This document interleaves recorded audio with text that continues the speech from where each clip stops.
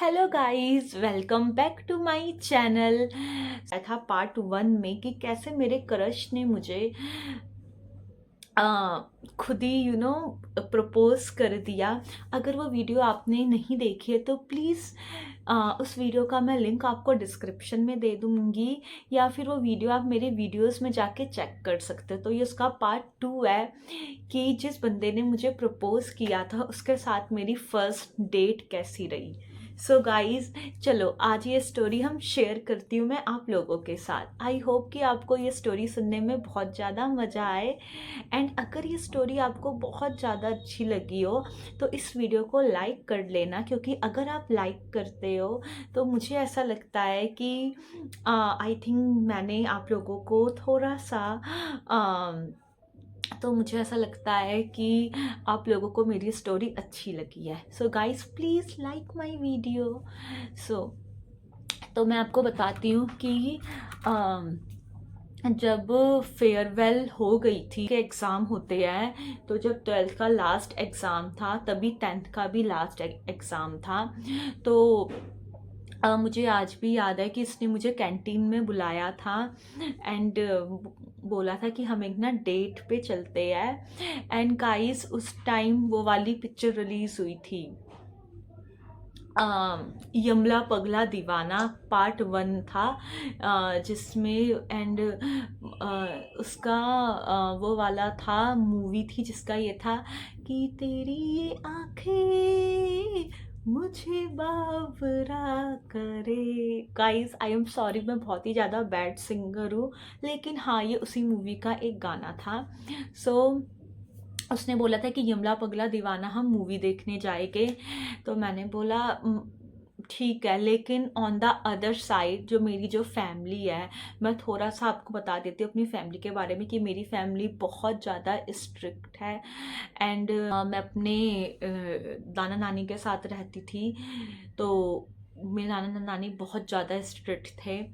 And guys, मतलब मैं बहुत डर तो रही थी, लेकिन मुझे अंदर से अंदर लग रहा था कि मुझे पता है मैं नहीं जा पाऊँगी। लेकिन गाइस, ऐसा होता है ना कि हम उसके सामने तो ये नहीं बोल सकते ना कि मेरी फैमिली मुझे मना करेगी। बहुत सारी गर्ल्स हैं, उन्हें लगता है कि वो मना करेगी। बहुत सारी गर्ल्स हैं, उन्हें लगता है कि वो 10th 12th में है, तो अगर वो बोलेगी कि नहीं मेरी फैमिली अलाउ नहीं करेगी, तो सामने वाला बंदा सोचता है कि ये बच्ची है क्या, ये इमेच्योर है क्या, इसके पेरेंट्स को इस पे भरोसा नहीं है, ब्ला ब्ला ब्ला। बहुत सारी ऐसी बॉयज़ एज्यूम करने लग जाते हैं कि इसके घर वाले इसको बाहर क्यों नहीं भेजते, क्या कोई कांड हुआ। थॉट यही रहता है कि क्या कि तूने कोई कांड किया है क्या, मतलब हर कोई बंदा यही सोचता रहता है। तो बट मैंने थोड़ा सा टशन मारने के चक्कर में उसको हाँ बोल दिया था, लेकिन अंदर ही अंदर इन साइड माई डीप हर्ट मुझे पता था कि मैं नहीं जा पाऊँगी। बट मैंने यू नो मुझ क्योंकि गाइस मैं उसको खोना नहीं चाहती थी, because I really love him. और मैं सोचती थी कि यार, अगर मैं इसके साथ डेट पे नहीं जाऊंगी तो ये किसी और के साथ चला जाएगा, जो मैं बिल्कुल नहीं यू नो बर्दाश्त कर सकती थी, बिकॉज मैं बहुत ज़्यादा ही पोजेसिव टाइप की लड़की हूँ। मुझे नहीं पसंद कि आपको ये बहुत ज़्यादा चाइल्डिश लगेगा, लेकिन मैं सीरियसली ऐसी हूँ। मुझे लगता है जो चीज़ मेरी है वो सिर्फ मेरी रहे। एंड या I am very possessive girlfriend. वैसे तो हमें नहीं होना चाहिए, बट मैं हूँ ऐसी थोड़ी सी। तो मुझे यही डर था कि यार ये बंदा कहीं भाग ना जाए, इतना स्मार्ट बंदा मुझे मिला है। तो मैं नहीं चाहती थी कि मैं उसको लूज़ करूँ, तो मैंने जस्ट फॉर उसकी हैप्पीनेस के लिए, या फिर ये बोल दो कि अपने आप को उसके सामने बहुत ज़्यादा क्या बोलते हैं, स्मार्ट दिखाने के लिए हाँ बोल दिया था। तो गाइस, उस जिस दिन हमें जाना था उसकी एक रात पहले आप मानोगे नहीं, हमने पूरी रात प्लानिंग करी कि हमने पूरी रात प्लानिंग करी। मुझे आज भी याद है, मैं उस रात सो नहीं पाई थी। उसने हमें बोल दिया था, उसने बोला था कि मैं कल सुबह 10 बजे आ जाऊँगा, हम वहीं पर ही टिकट ले लेंगे। एंड हम वहीं टिकट ले लेंगे। एंड तुम थोड़े से पैसे भी रख लेना। He said to me yes. मुझे वो, पहली बात तो वो कोई इतना रिच था नहीं, लेकिन स्टिल मैं उसको पसंद करती थी बिकॉज मैं, जैसा कि मैंने आपको अपनी पहली वीडियो में बोला था कि मुझे फेस से वो बहुत ज़्यादा चार्मिंग लगा। देन उसका नेचर भी मुझे बहुत ज़्यादा अच्छा लगा। एंड मुझे ऐसा लगता है प्यार, अगर हमें किसी से ट्रू लव होता है तो चाहे वो बंदा पैसा कम भी कमाता हो, मतलब मुझे इससे कोई फ़र्क नहीं पड़ता। मैं इंसान का दिल ज़्यादा देखती हूँ। तो मुझे लगा कि यार ये बंदा मतलब दिल से तो मेरे साथ है, ऑनेस्ट है मेरे साथ, लॉयल है मेरे साथ। तो मैंने उस चीज़ को थोड़ा सा इग्नोर किया। तो ही सेड टू मी कि पैसे भी रख लेना। तो मैंने ज़्यादा पैसे नहीं रखे थे, बस मैंने अपने लिए रखे थे। उसने तो अपना खर्चा खुद ही उठाया था, क्योंकि वो भी 12th स्टैंडर्ड में था, वो भी अभी अर्निंग नहीं करता था। एंड गाइस, हमने पूरी रात भर बात करी। हमने बोला हम ये करेंगे, हम ये इंजॉय करेंगे। लाइक हमने मुझे ऐसा लग रहा था मेरी लाइफ की जो फर्स्ट डेट है वो मैं इसी बंदे के साथ मनाने वाली हूँ। मुझे ऐसा अपने दिमाग में मुझे ऐसा इमेजिन मैंने कर लिया था। एंड गाइस, जब मैंने उससे बात कर ली तो बताओ मैंने क्या किया होगा। मतलब रात के 3 बजे हमारी बात ख़त्म हुई है। एंड आई नो ऐसी बहुत सारी गर्ल्स हैं, ये तो और गर्ल्स भी रिलेट करेगी।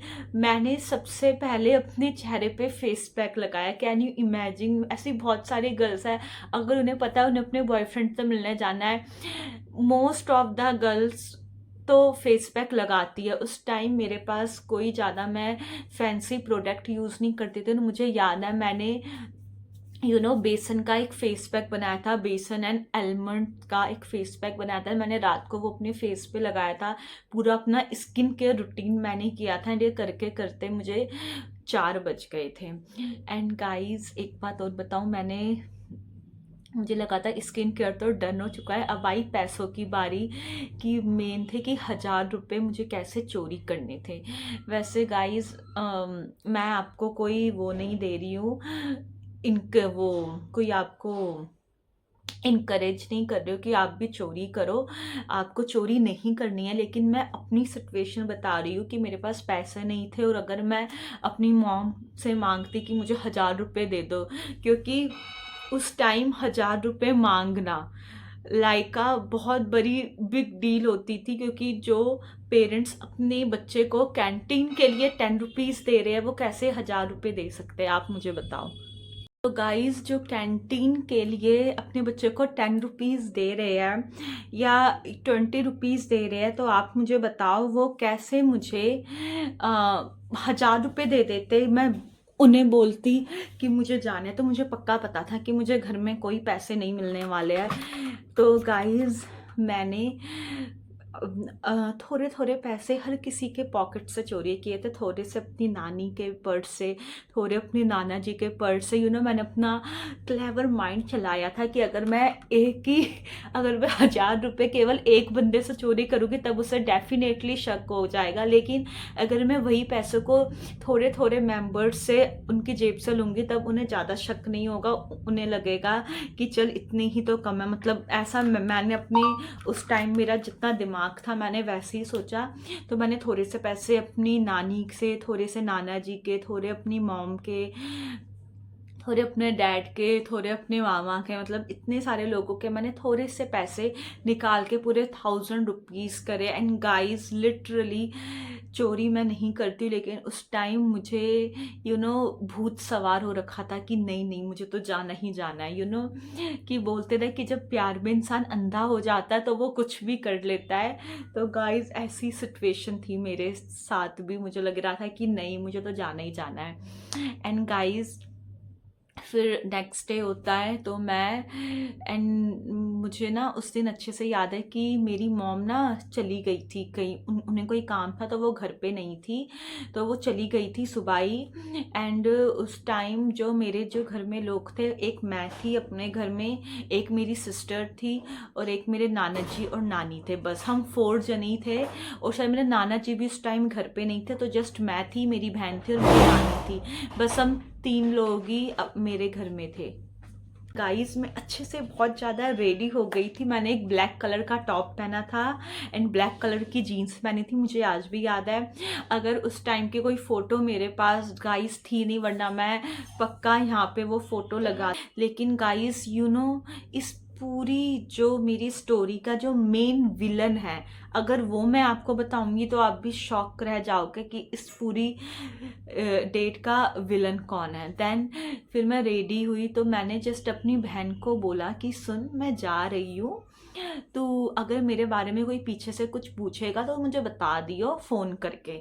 मैंने शायद उस बंदे का नंबर भी दिया था अपनी बहन को, उसको मेरे बारे में पता था कि I have a boyfriend, and मैंने उसको सारी बता दिया था कि उस बंदे का ये नंबर है, अगर तुझे मेरे से बात करनी हो तो तू इस बंदे के नंबर पे कॉल कर लियो।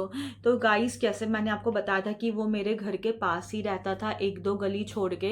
तो हम दोनों ने डिसाइड किया था एक डेस्टिनेशन पे कि हम ना वहाँ पे हम दोनों मिल लेंगे। तो उसका कॉल आता है लैंडलाइन नंबर पे कि मैं तो पहुँच गया हूँ, तू कहाँ पर है। तो मैंने बोला ठीक है, मैं भी निकल रही हूँ, तुम मेरा 5-10 मिनट वहाँ वेट करो, ठीक है। मैंने ये सारी बात हो गई थी, मैंने अपनी बहन को भी बोल दिया था कि मैं जा रही हूँ, तू थोड़ा सा संभाल लियो। एंड गाइस मैं जैसी घर से निकलती हूँ और जैसी मैं उस गली में चल रही होती हूँ, जैसे एक पूरी गली है एंड सामने वो बंदा मुझे दिख रहा है, एंड गाइस मैं चल रही हूँ एंड मेरे पीछे से मेरी नानी भी आ रही है, मेरी बहन भी आ रही है। मतलब वो मुझे फॉलो कर करके आ रहे हैं, एंड गाइस मुझे पता ही नहीं कि वो बंदे मुझे फॉलो भी कर कर आ रहे हैं। एंड वो मैं जैसे उसके पास पहुंचती हूँ वो मुझे बोलता है कि तू अकेली आई है या अपनी फैमिली को भी अपने साथ लेकर आई है। मैंने बोला फैमिली को क्यों लाऊंगी, अकेली आऊंगी। एंड गाइस उस टाइम जब मैंने पीछे मुड़ के देखा तो मेरे पैरों तले जमीन निकल गई थी, क्योंकि मेरी नानी भी वहीं थी और मेरी बहन थी मेन कल्प्रिट, जिसने मेरी नानी को इन्फॉर्म किया था कि आपकी बेटी पता नहीं कहाँ निकल गई है, एंड वो देखो किसी लड़के के साथ जा रही है। जैसी सारी बहनें होती है बस उनको चुगली करनी होती है, बस किसी बहन का भला ना हो जाए, ये दूसरी बहन कभी इमेजिन भी नहीं कर सकती है। उसे लगा कि मैं जा नहीं रही हूँ, ये कैसे इंजॉय कर रही है, तो उसने मुझे सारी सिस्टर्स की यही यही प्रॉब्लम है, वो नहीं चाहती है कि आप लोगों का बॉयफ्रेंड, अगर उनका बॉयफ्रेंड नहीं है तो वो नहीं चाहती कि आप भी अपने बॉयफ्रेंड के साथ थोड़ा सा इंजॉय कर लो या थोड़ा सा उसके साथ टाइम स्पेंड कर लो। यस तो जो मेन विलन थी डैट इज़ माई सिस्टर, उसने मेरी बहन को बताया था। एंड गाइस उस टाइम जब मैंने देखा कि मेरी नानी मुझे पीछे से फॉलो करके आ रही है, लिटरली मेरे पैरों तले ज़मीन निकल गई। एंड मुझे ऐसा लगा ओ गॉड, मतलब मैं आपको बता नहीं सकती, मैं पूरी पसीने पसीने हो गई थी लिटरली। और गाइस मेरी नानी आई एंड जो मेरी नानी ने मुझे बातें सुनाई है, ए तू पागल हो गई है, बेइज्जती करवाएगी, पूरी कॉलोनी में बेइज्जती करवाएगी, यहाँ लड़के के साथ भाग रही है, ये ओ गॉड। मतलब आज भी अगर मैं उस बारे में सोचती हूँ तो guys it was so funny, but at the same time it was very embarrassing also, because उस बंदे ने जब ये हुआ, उस बंदे ने उस वो बंदा भी बहुत पसीने पसीने हो गया था, और उस बंदे ने, मैंने बोला अपनी नानी को बोला कि नानी आप 2 मिनट जाओ, मैं कोल्ड ड्रिंक पीकर आ रही हूँ उस बंदे के साथ। क्योंकि गाइस अब मैंने इतनी मुश्किल से पूरी रात वेट किया, अपना स्किन केयर किया, अपना पूरा ड्रेसअप किया, मतलब लिटरली सारी चीज़ें कर ली, और गाइस फिर बाद में ऐसा हो तो बहुत हार्ट ब्रेक होता है ना। तो मैंने अपनी नानी को, मुझे याद है मैंने आज बोला था कि नानी आप रुक जाओ, मैं कहीं मूवी देखने जा रही, मुझे जस्ट कोल्ड ड्रिंक पीने दो। तो मेरी नानी बोलती पागल हो गई, ये क्या कोल्ड ड्रिंक पिएगा, चल इसको घर ले चल, वहाँ मैं इसको पिलाती हूँ ना पानी, चल। तो मैंने बोला अरे नानी क्या। तो मुझे आज भी याद है मेरी नानी बोल रही मैं यहाँ खड़ी हूँ तो कोल्ड ड्रिंक पीकर आ जा। मतलब यार क्या, मतलब मैं क्या ही बताऊँ गाइस, मेरा पोपट हो गया, मेरा क्या बोलूँ, मेरी इज्जत का फलूदा हो गया, आप ये कह सकते हो कि मुझे बहुत ज़्यादा एम्बैरेसिंग लगा। कुछ नहीं था गाइस। उसने कोल्ड ड्रिंक ली थी, कोका कोला ली थी, कोका कोला ली थी जो उसने खुद ही पी ली थी, मैंने नहीं पी थी। तो वो चला गया था और मैं अपने घर वापस आ गई थी। तो हमारी कोई डेट नहीं हुई है। But जब मैं नेक्स्ट डे स्कूल जाती हूँ तो he breakup with me, literally he is breakup with me, क्योंकि उसे लगा कि मेरी फैमिली बहुत ज़्यादा स्ट्रिक्ट है एंड जैसे कि बहुत ज़्यादा इंसल्ट भी हो गई थी। तो मुझे नहीं पता कि क्या हुआ, लेकिन उस बंदे ने मुझसे ब्रेकअप कर लिया था। उसके बाद से मैंने कोई बॉयफ्रेंड नहीं बनाया, thank of my family, because मुझे पता था कि अगर मैंने बॉयफ्रेंड बनाया तो हर बॉयफ्रेंड बोलता है कि हमें मिलना है, और मुझे पता है मेरी फैमिली मुझे अलाउ वैसे भी नहीं करेगी। तो अननेसेसरी अपना टाइम वेस्ट करना या किसी दूसरे बंदा का टाइम वेस्ट करने का कोई मतलब नहीं है। एंड जो मेरी बहन है, जो मेन कल्प्रिट है, उसने मुझे बहुत सालों बाद ये बात बताई थी कि सुन, मैंने ही पीछे से नानी को भेजा था कि नानी नानी मतलब मैं जा रही हूँ तो आप मुझे फॉलो करो। तो गाइज, आप मुझे कमेंट में बताओ कि आप लोगों की भी बहनें ऐसी होती है कि किसी बहन का भला होते हुए कोई दूसरी बहन नहीं देख सकती है? क्या ऐसा होता है, या कुछ बहनें अच्छी भी होती है जो अपनी बहन की इस काम में थोड़ी सी हेल्प करती है? मुझे कमेंट में बताना। तो गाइज यार, दिस इज़ माई स्टोरी कि मैं कोई डेट पे नहीं गई थी। जो भी मेरे इमेजिनेशन थी, या जो भी मेरी एक्साइटमेंट थी, या जो भी मैं जितनी ज़्यादा खुश हो गई थी, उसमें से कुछ भी वर्क नहीं हुआ। एंड मैं बहुत ज़्यादा डिसअपॉइंटेड हो गई थी, मैं बहुत ज़्यादा हर्ट हो गई थी। बट कुछ चीज़ों में क्या करूँ। तो होप कि आप लोगों को ये स्टोरी अच्छी लगी हो। एंड गाइस, इस स्टोरी से हमें ये शिक्षा मिलती है कि चाहे जैसे भी अप्स एंड डाउन लाइफ में आते रहे, लेकिन पॉजिटिव माइंडसेट एंड खुश रहना इम्पॉर्टेंट है, चाहे कुछ भी हो जाए। क्योंकि जो चीज़ हमारे साथ हो रही है, चाहे वो अच्छी हो रही हो चाहे वो बुरी हो रही हो, always grateful, always happy and always love your self. तो लगी हो, अगर आपको मेरी क्यूट सी स्टोरी अच्छी लगी हो तो मेरे चैनल को लाइक शेयर सब्सक्राइब करना ना भूले। तब तक के लिए बाय, लव यू।